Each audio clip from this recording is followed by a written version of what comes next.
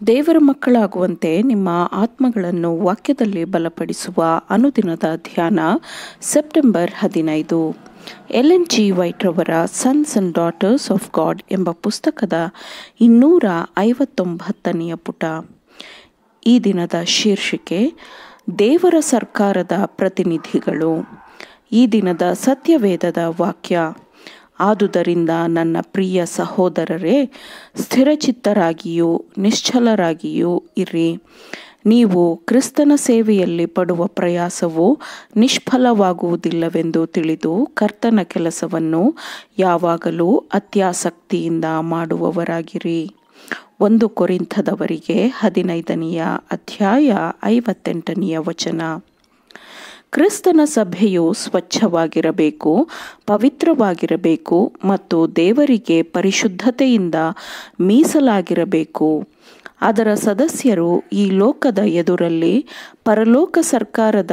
ಪರಲೋಕ ರಾಜ್ಯದ ಪ್ರತಿನಿಧಿಗಳಾಗಿ ನಿಲ್ಲಬೇಕು. ಸಮಯವು ಮುಗಿಯುವವರೆವಿಗೂ ಅವರು ಕೃಪೆ ಎಂಬ ಸಂಸ್ಥೆಯಲ್ಲಿ ಕೆಲಸಗಾರರಾಗಿ ತೊಡಗಿಕೊಳ್ಳುತ್ತಾರೆ. ದೇವರ ವಾಕ್ಯದ ಸತ್ಯವನ್ನು ನಂಬುವುದಾಗಿ ಪ್ರತಿಪಾದಿಸುವವರೆಲ್ಲರೂ ಅದನ್ನು ಹೊರಗೆ ತಿಳಿಯಪಡಿಸಬೇಕು ಎಂಬುದು ದೇವರ ಬಯಕೆಯಾಗಿದೆ. ಅವರ ನಿರಂತರವಾದ ನಿಷ್ಠೆಗೆ ಹೇರಳವಾದ ಪ್ರತಿಫಲವೂ ದೊರೆಯುತ್ತದೆ. ಆಗ ಅವನ ರಾಜ್ಯ ಪ್ರಭುತ್ವಗಳು ಸಮಸ್ತ ಭೂಮಂಡಲದಲ್ಲಿನ ರಾಜ್ಯಗಳ ಮಹಿಮೆಯು ಪರಾತ್ಪರನ ಭಕ್ತ ಜನರಿಗೆ ಕೊಡೋಣವಾಗುವವು. ಆತನ ರಾಜ್ಯವು ಶಾಶ್ವತ ರಾಜ್ಯ. ಸಕಲ ದೇಶಾಧಿಪತಿಗಳು ಆತನಿಗೆ ಅಧೀನರಾಗಿ ಸೇವೆ ಮಾಡುವರು ಎಂದು ಹೇಳಿದನು ಎಂದು ವಾಕ್ಯವು ಹೇಳುತ್ತದೆ. ಹಾಗಿದ್ದಲ್ಲಿ ಒಳ್ಳೆಯದನ್ನು ಮಾಡುವುದರಲ್ಲಿ ನಾವು ದಣಿದು ಹೋಗಬಾರದು.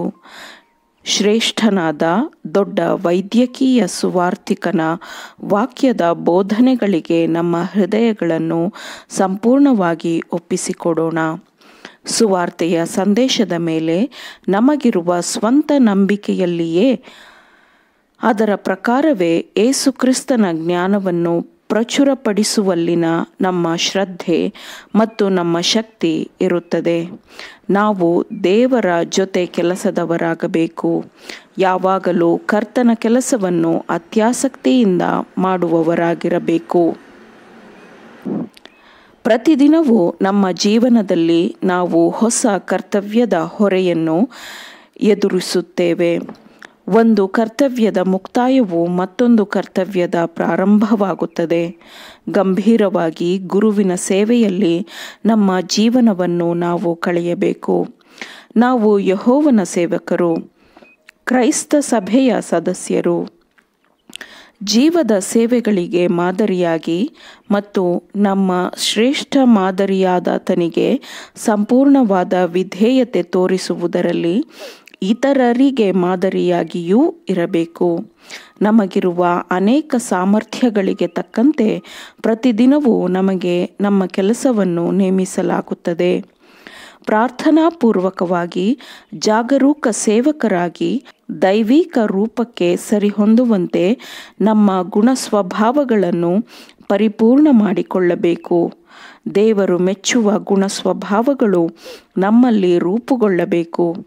ಅದು ನಮ್ಮ ಯೆಹೋವನೂ ನಮ್ಮ ರಕ್ಷಕನೂ ಆದಾತನ ನಿತ್ಯ ರಾಜ್ಯದ ಪ್ರವೇಶಕ್ಕೆ ಸರಿಹೊಂದುವಂತೆ ಮಾಡುತ್ತದೆ. ತನ್ನ ಕೃಪೆ ಮತ್ತು ತನ್ನ ಬಲವನ್ನು ತನ್ನ ಜನರ ಮೂಲಕ ಪ್ರಕಟಿಸಬೇಕು ಎಂದು ದೇವರು ಕಾಯುತ್ತಿದ್ದಾನೆ. ವೈಯಕ್ತಿಕವಾಗಿ ನಾವು ದೇವರ ಜೊತೆ ನಡೆಯಬೇಕು, ದೇವರ ಜೊತೆ ಮಾತನಾಡಬೇಕು. ಆಗ ಪರಿಶುದ್ಧ ಸುವಾರ್ತೆಯ ಪ್ರಭಾವವು ಅದರ ಎಲ್ಲ ಅಮೂಲ್ಯತೆಯಲ್ಲಿ ನಮ್ಮ ಹೃದಯದಲ್ಲಿ ಕಂಡುಬರುತ್ತದೆ. ಆಮೇನ್. ದೇವರ ವಾಕ್ಯಗಳನ್ನು ಶ್ರದ್ಧೆಯಿಂದ ಆಲಿಸುವವರು ಪಾಲಿಸುವವರು ಆಗಬೇಕೆಂದು ನಿಮ್ಮನ್ನು ಉತ್ತೇಜಿಸುತ್ತೇನೆ. ಪರಿಶುದ್ಧಾತ್ಮನ ಸಹಾಯದಿಂದ ಆಲಿಸಿದ ನಿಮ್ಮೆಲ್ಲರಿಗೂ ಧನ್ಯವಾದಗಳು. ಮತ್ತೆ ದೈನಂದಿನ ಧ್ಯಾನಕ್ಕಾಗಿ ನಾಳೆ ಸಂಧಿಸೋಣ. ಆಮೇನ್.